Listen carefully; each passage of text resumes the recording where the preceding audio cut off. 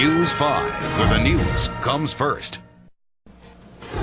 Now to our continuing series, Hard Times, a Survival Guide. All week long, we're helping you keep your head above water financially. We have in-depth expert advice for you, from investments to home mortgages to keeping your finances afloat. And tonight, News 5's Jonathan Hallgood takes a look at your car and how to make sure you're getting the most bang for your buck. Has the figure $4 ever scared you more? That's where we're rapidly approaching for a gallon of gas. All the reason we need to start considering how to mitigate the damage. No doubt you've noticed the prices. How can we drive and still survive? If the cost of gas is pushing your budget into the red, there are some options to consider. First, how about getting better gas mileage? 48 is what they listed at. We have customers that say they get much better than that. Hybrids can help you there, and these days they're selling like hotcakes.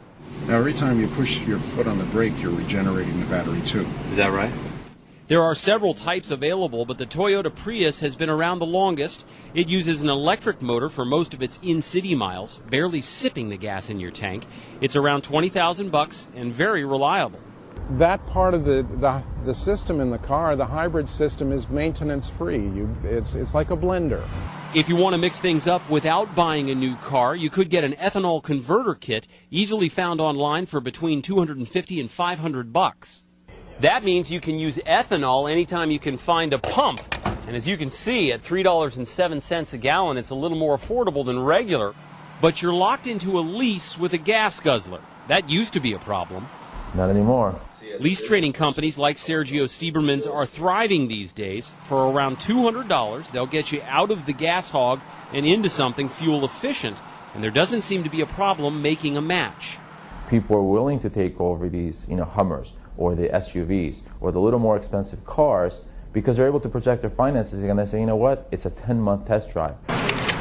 Let's face it, paying for gas will be a battle for the foreseeable future. One of your best moves in that battle will be paying for as little of it as possible. Now, this may seem a little odd, but experts say timing your fill-ups can help a little as well. Buy your gas at night because it's more dense at that time. You'll get a little more bang for the buck.